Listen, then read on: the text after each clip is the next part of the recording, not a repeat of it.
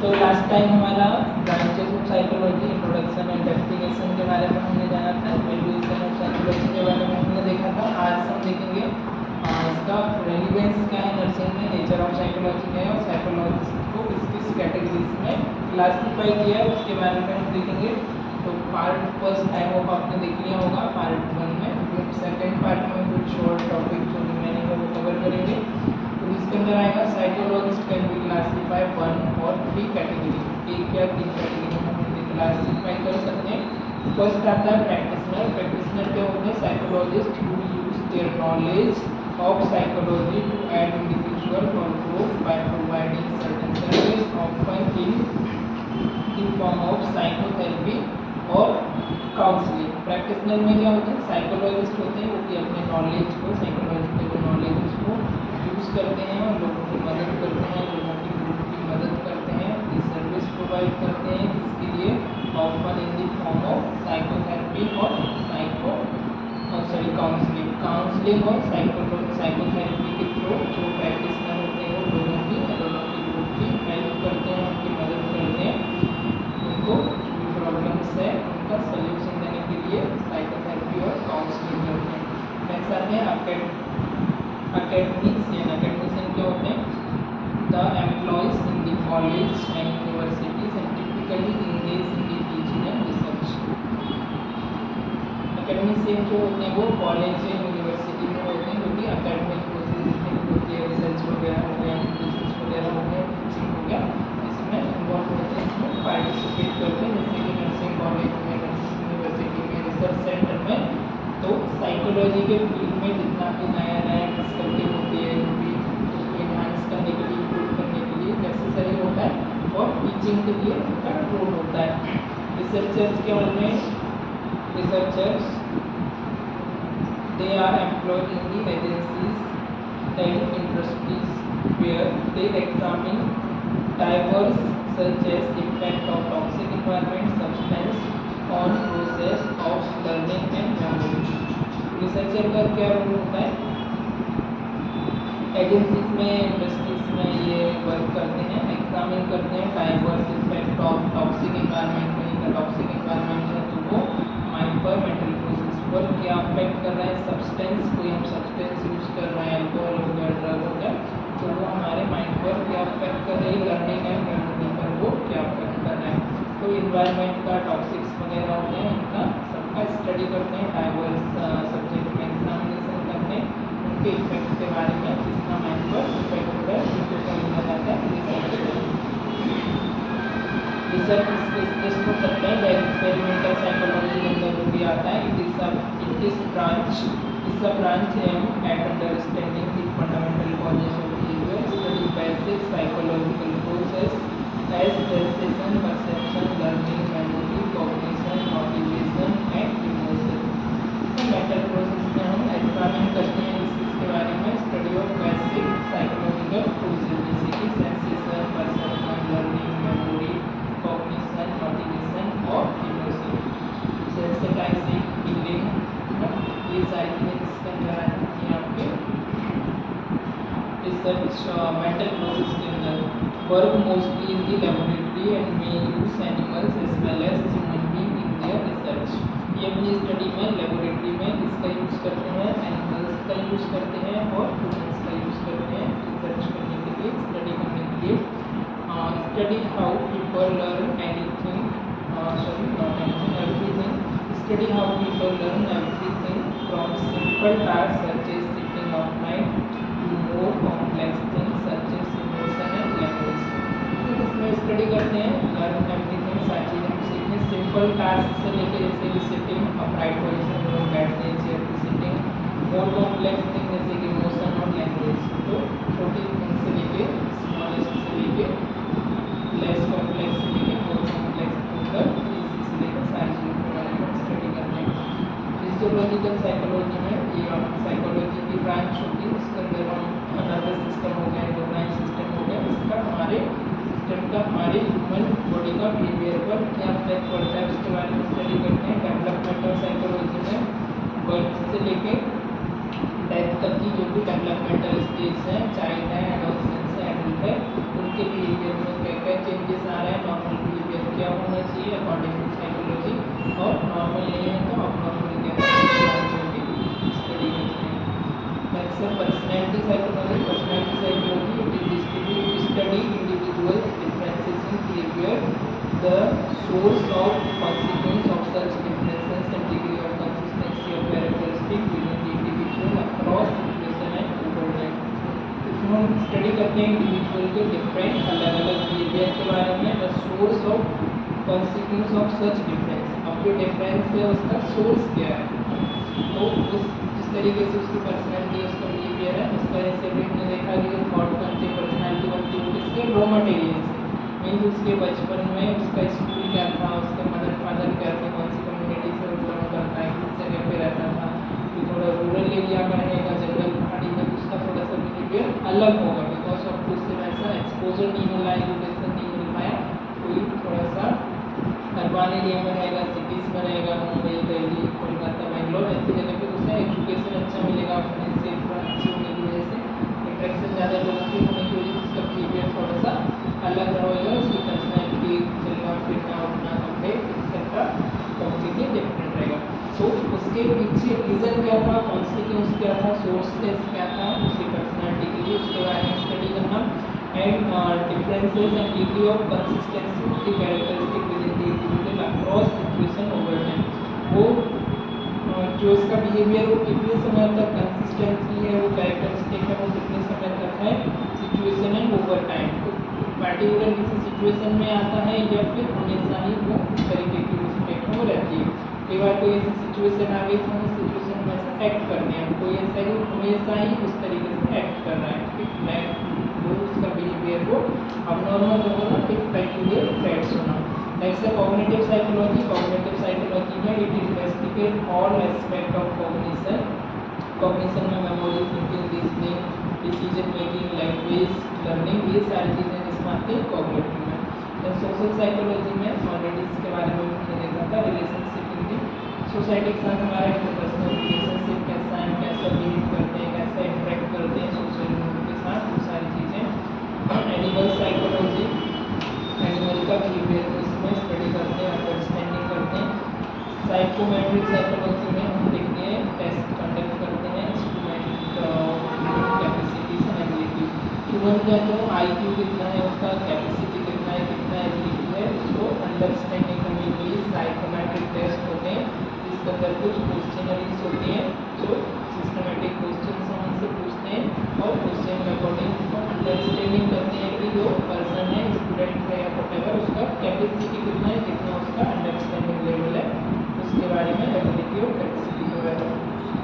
Educational psychology का education में use होता है लर्निंग के लिए, मोटिवेशन के लिए, अदर सब्जेक्ट में educational process as per student की अंडरस्टैंडिंग के अकॉर्डिंग इसमें हम थ्योरीज प्रिंसिपल्स अप्लाई करते हैं ताकि एजुकेशन को और भी हम इफेक्टिव तरीके से बना सकें और विजुअल सारी चीज़ों का ऐड करके। अबनॉर्मल साइकोलॉजी में जो भी एबनॉर्मल बिहेवियर है, डिजीज है, डिसऑर्डर है, उनके पीछे इटियोलॉजी मतलब कि कॉजेस, मतलब उसका कारण क्या है, क्या रीज़न है, तो इटियोलॉजी के बारे में कॉजेस हो गया, पर्सनल डिफरेंस हो गया, बिहेवियरल इफेक्ट हो गया, उसके बारे में स्टडी करते हैं। Deviated from the average reaction hence abnormal, उसका एवरेज रिएक्शन है, अबनॉर्मल रिएक्शन है। अप्लाइड स्पेशलिस्ट होते हैं, इसमें हम बताया था कि इंडस्ट्रियल ऑर्गेनाइजेशनल साइकोलॉजी हो गया, जिसमें हम देखते हैं industrial organisational psychology is connected with the method of selecting, training, counselling, supervising personal in business and industry.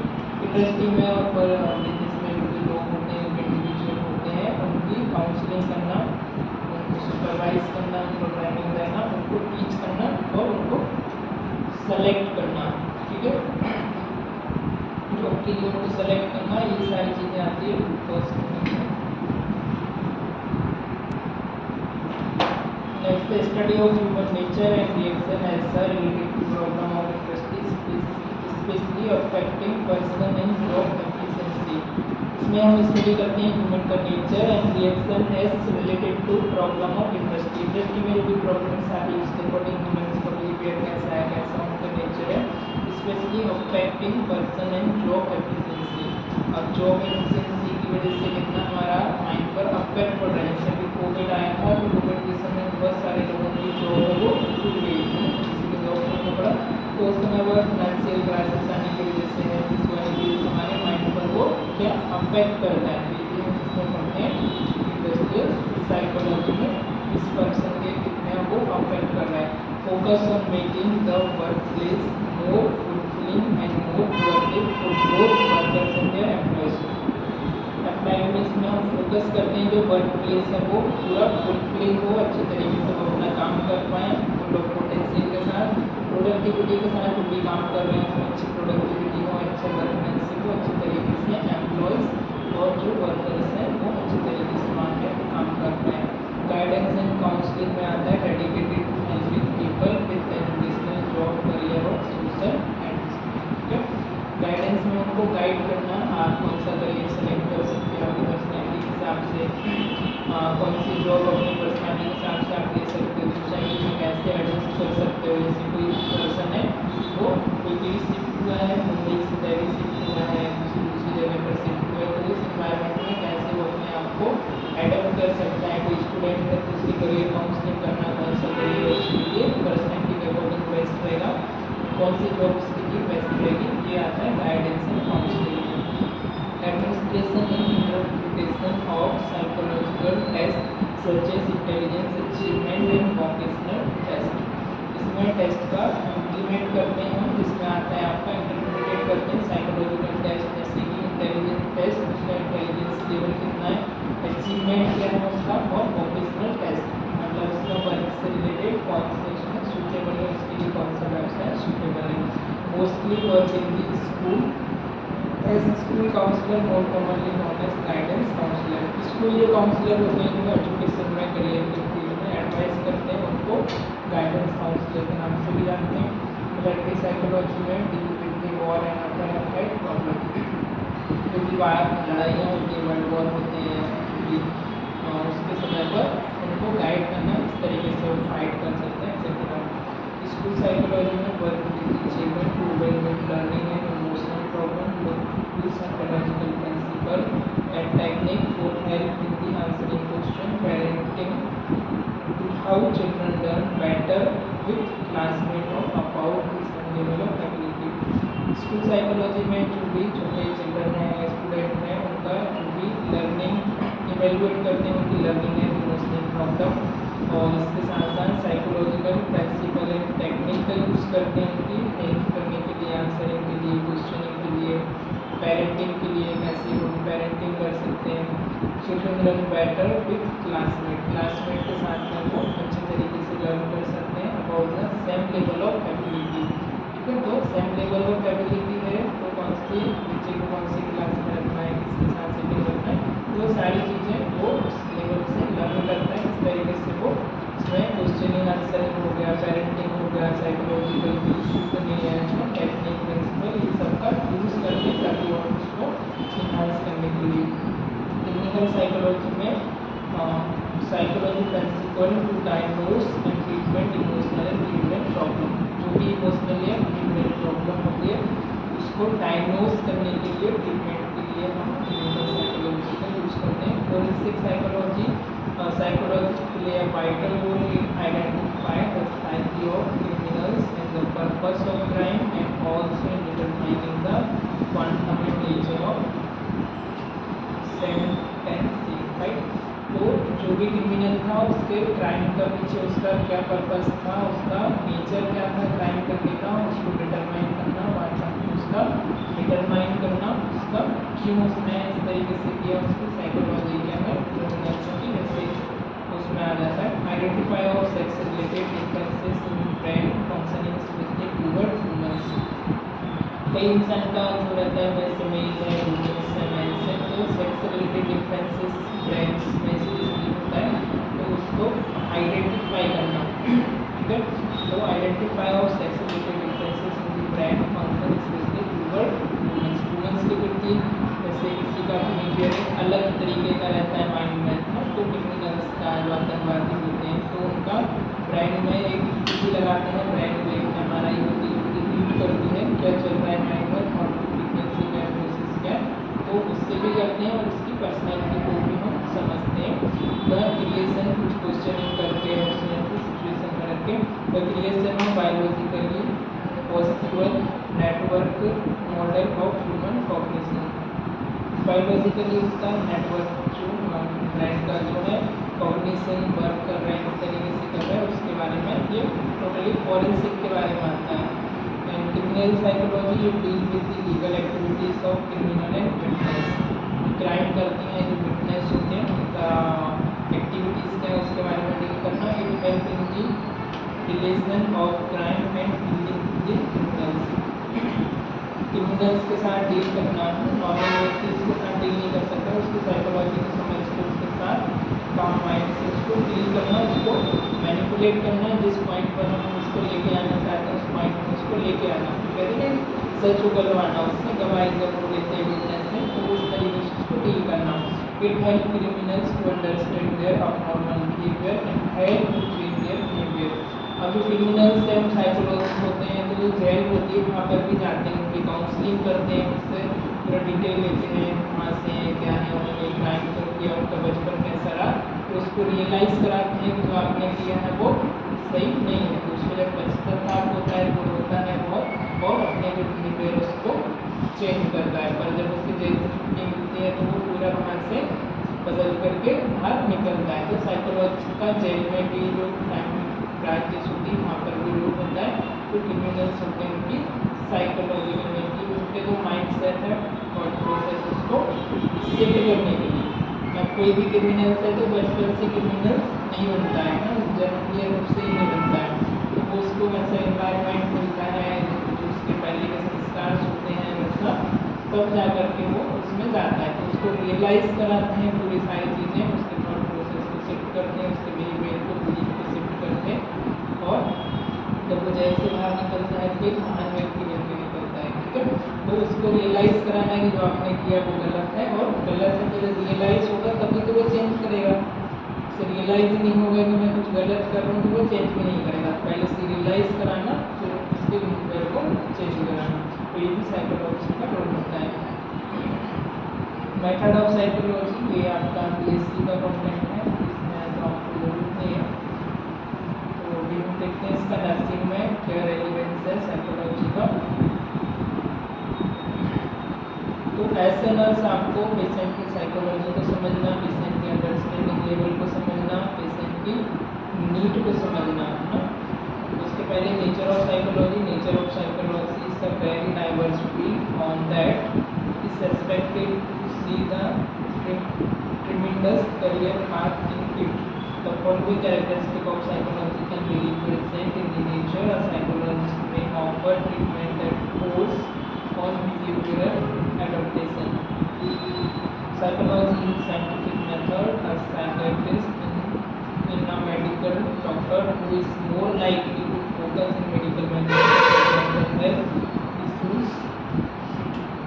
There are different types of psychology such as forensic, cognitive, social and developmental psychology. Psychology is the study of functioning behavior of human mind. Psychology study the fact behavior as a person with conditions that affect their mental health may benefit from assessment and treatment with a psychologist.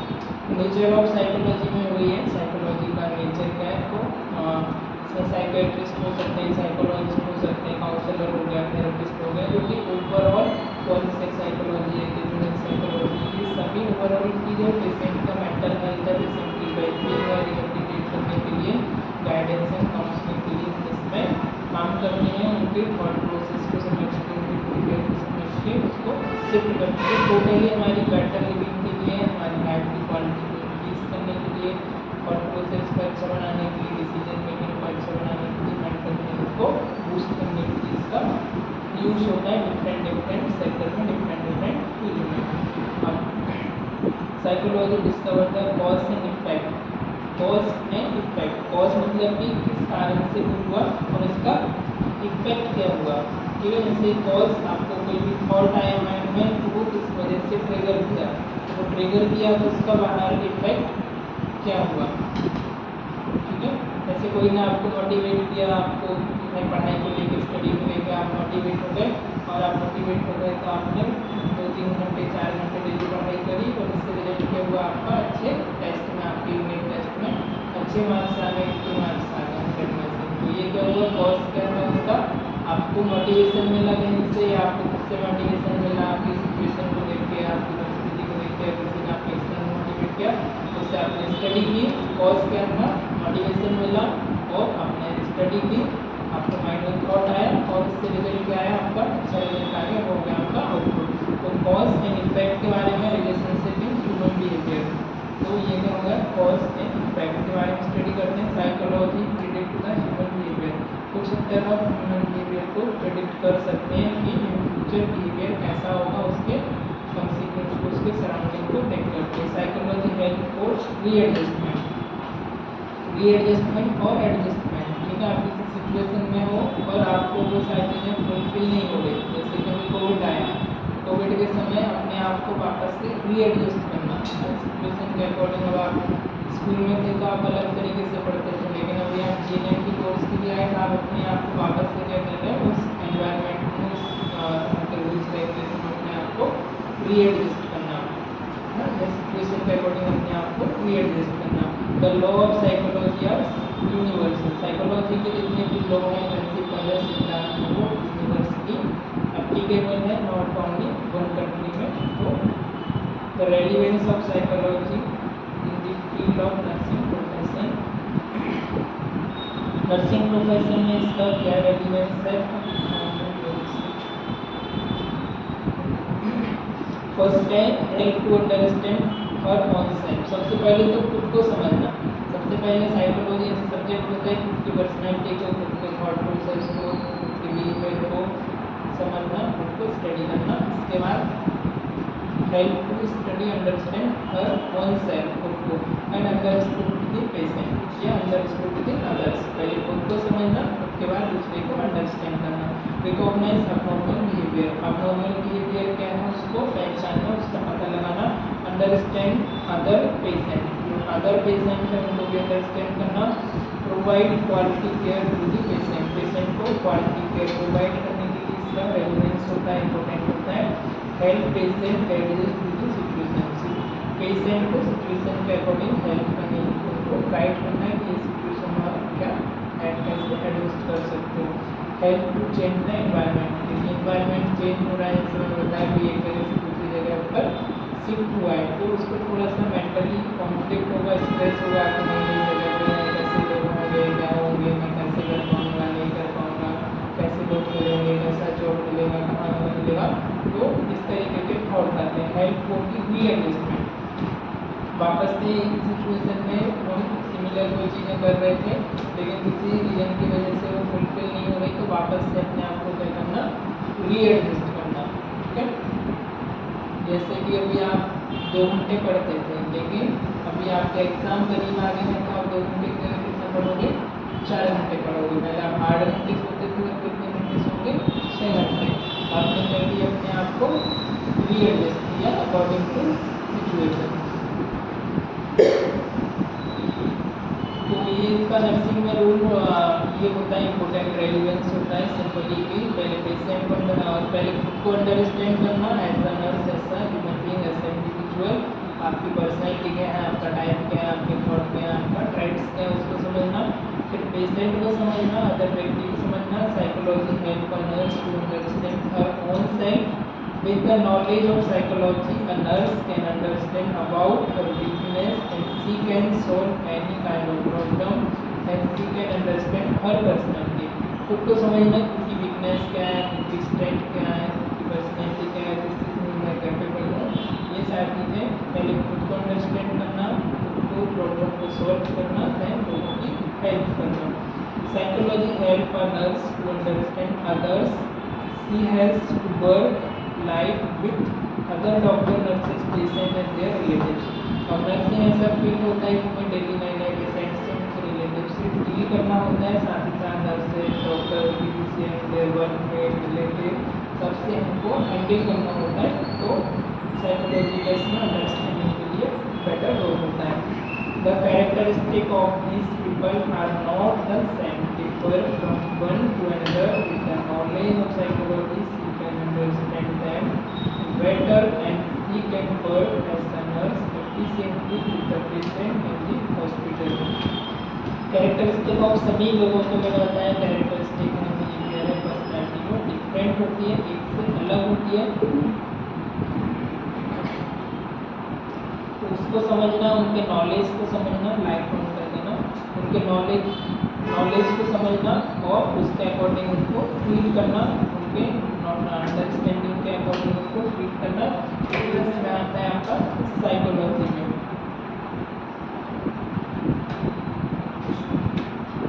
Video बंद कर हो जाएगा बढ़ जाए।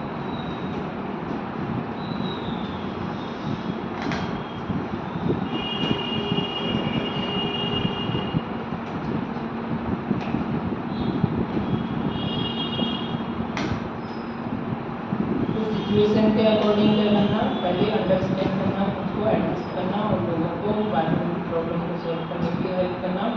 Good understanding of patient by the nurse, social support, social administration and hospital. Hospital में जब patient admit होता है तो उस पर भी बहुत ज़्यादा कंसर्न होती है कि कैसे होगा, कैसे ठीक होगा, कौन सी डिजीज है, क्या होगा, कितना समय लगेगा, उसमें उसको हेल्प करना।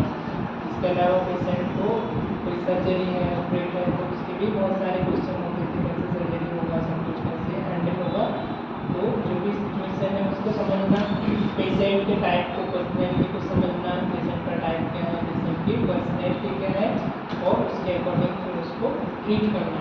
पेशेंट को डिजीज़ कम है पर बहुत ज़्यादा सोच रहा है साइकोलॉजिकली, तो उसको बताना कि नहीं उतना कुछ नहीं है, आप बहुत ज़्यादा सोच के डिजीज़ को बढ़ाने में कितना कुछ नहीं है।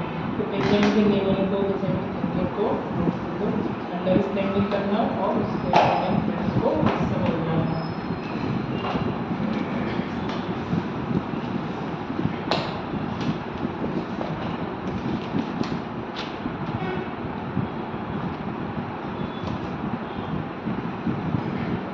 Psychology help others to improve the situation by the helping others solve their problem. Good understanding of patient by the nurse care.